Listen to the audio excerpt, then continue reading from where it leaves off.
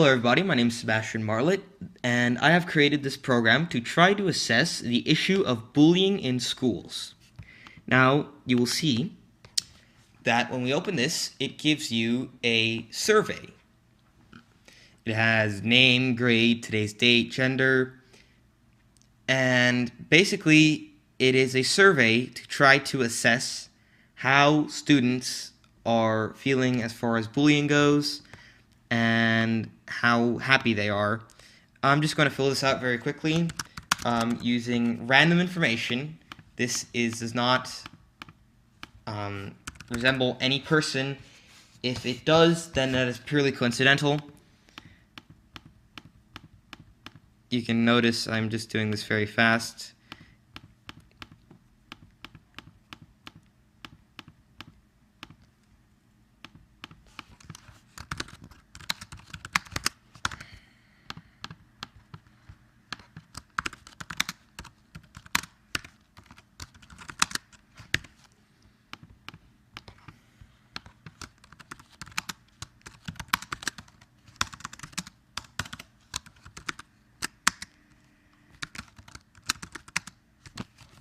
Okay, so that's it. The questions are, how often have you been bullied this quarter? How were you bullied? How many kids have bullied you? How many kids are bullied in this school? If you saw bullying, what would you do? Have you spoken to anyone about this? Have you ever felt depressed or suicidal? If you are being bullied, why do you think the bully or bullies pick on you? And if you chose other above, briefly explain. You can see here it has the other option. Why do you think some people are bullies? And same if you chose other. And what do the adults do when they see bullying? Also, here, this section is for any other feedback, anything they might want to ask or explain or talk about. Now, you can notice that if you go past the third line mark, or well, 1, 2, 3, 4, 5 line mark, then you will get this scroll option, which I shall explain later. Correct, so I'm going to submit this. It asks me for, it informs me that it's confidential, and it's just this prompt to help the students. And you realize it closes. Now, you realize I have this file here. Student.date time is 2011, October 31st of 6:57:52, 50 seconds. And when we open it, we realize we get a very user-friendly text file that tells whoever is in charge of the situation of bullying, tells how they answered the questions. Name, grade, date given, gender, how often is a student being bullied, how has a student been bullied. Here you will see for those checkboxes that are left unchecked, it will say unchecked. Now, to make sure that no one writes unchecked, it is written in slashes. That is how to know that those prompts are actually created by the text generator. And so question 1, question 2, question 3, 4, 5, 6, 7, 8. And question 8, continuation. If the student chose other, here's his explanation. And this is what the student would write here, text box 1. And question 9 continuation, text box 2, line 2. I wrote that earlier. And here, this is the other last text box. Now, to actually get into the code, before that, I have included a special option for Leroy Jenkins. At least he has chicken. Now, with that being done, some of you may wonder, what if someone is actually called Leroy Jenkins? Now, if you type it in lowercase, which everybody should, nothing happens. It just gives you regular. And here you will see a blank text file. This is exactly what happens if students do not answer everything. no grade given, no month given, day not given, year not given, gender not given, and you will see everything is not given considering that we did not write anything. Right, on with the code. Now, ignore this for a second. Here you will see the constructor, public main screen, init components. This will start all the components, which there are 3 main components, and I shall get into that later because it will help me explain and will help you understand. Now, here is the main class, public static void main, and look and feel code, and you will see that public static void main is very simple, except that it creates new main screen. Here's main screen, the constructor, and dot set visible true. Right. So this code here is submit button action performed. This is the largest chunk of code. You will see that it skips from line 289 to 980.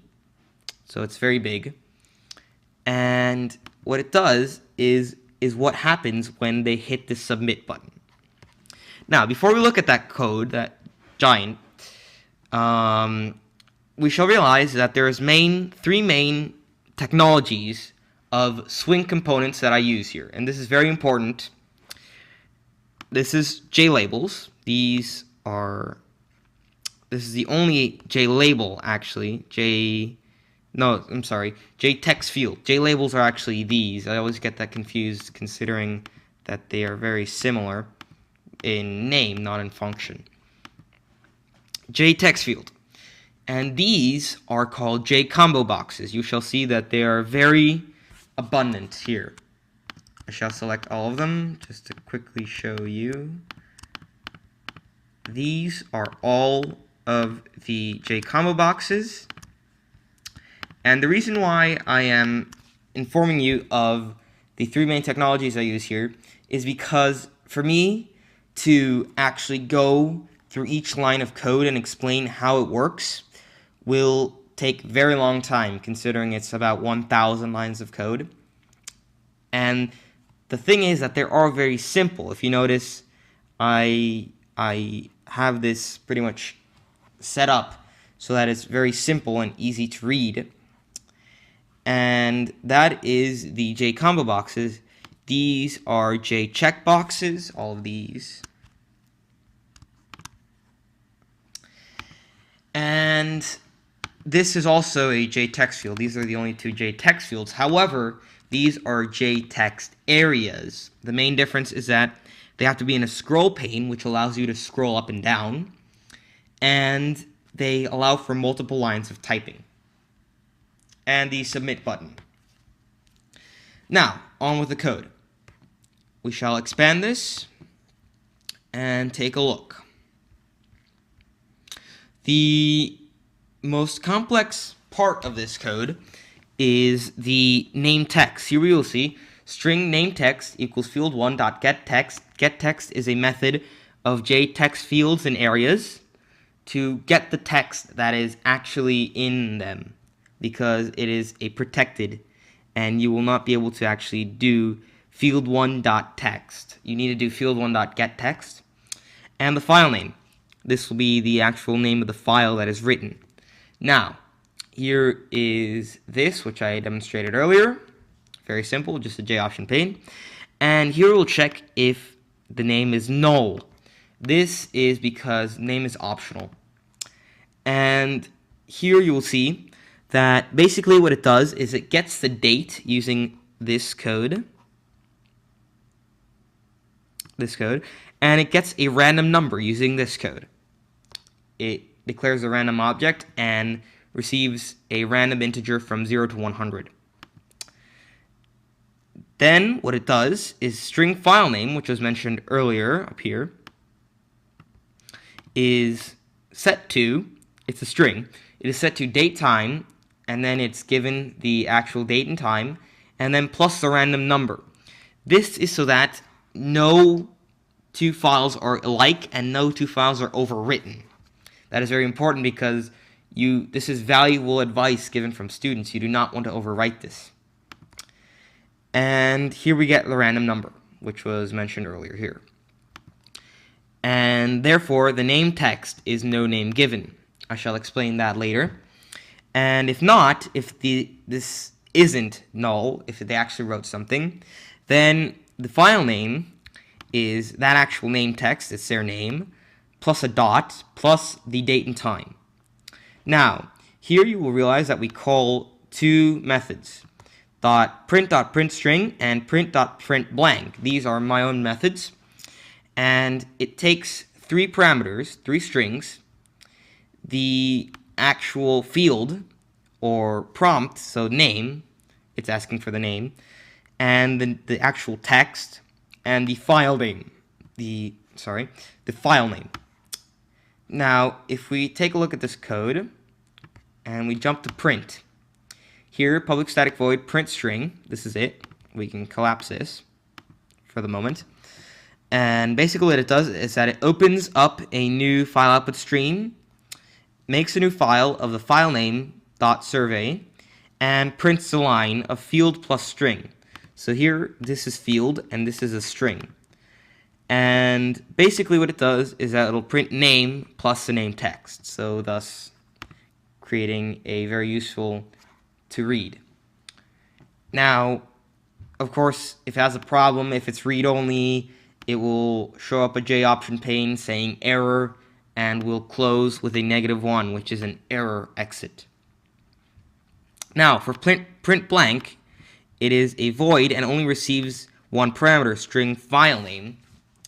And basically what it does is that it prints absolutely nothing. It prints a line, however. Basically this would be \n, except that as far as I know, you cannot do \n when printing to this.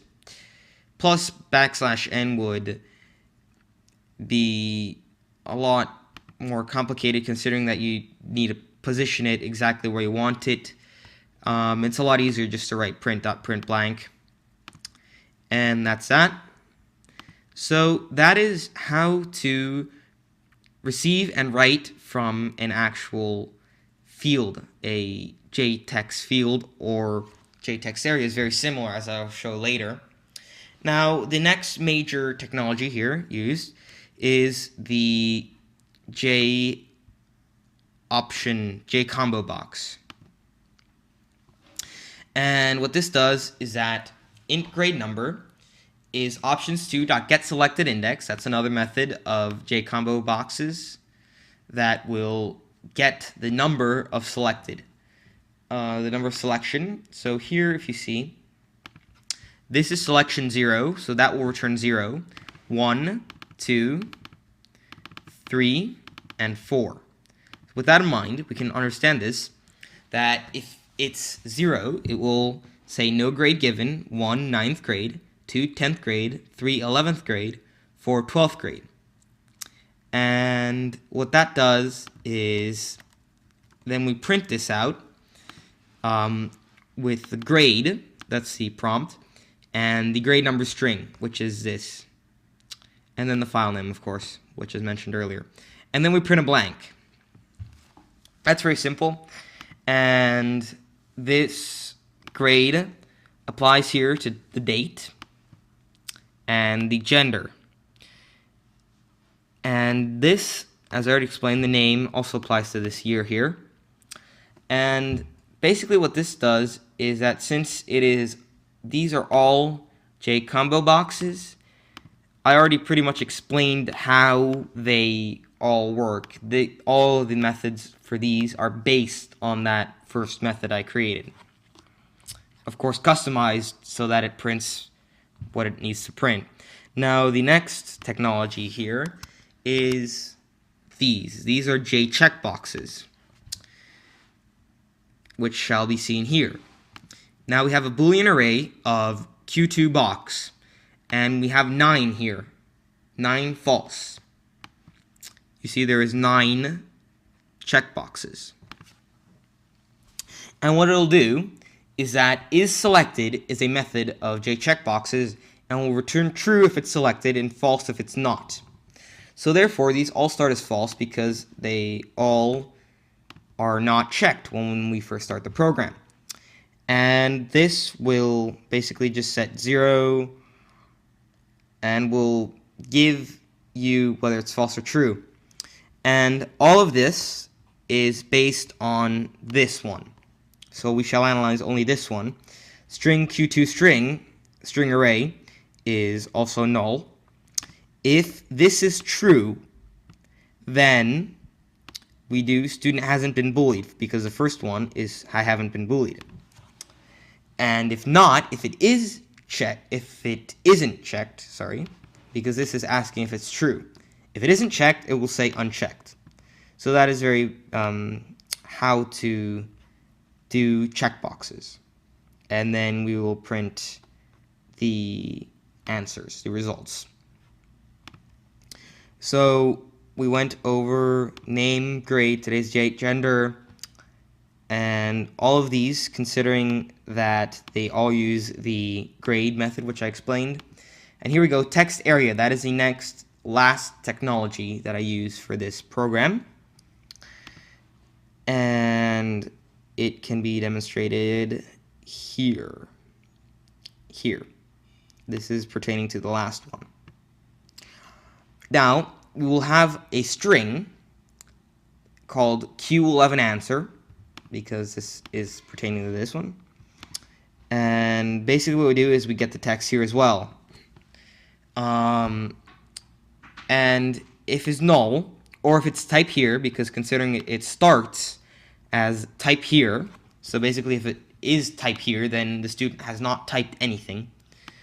It's not given or not applicable, and then it will print out the actual answer.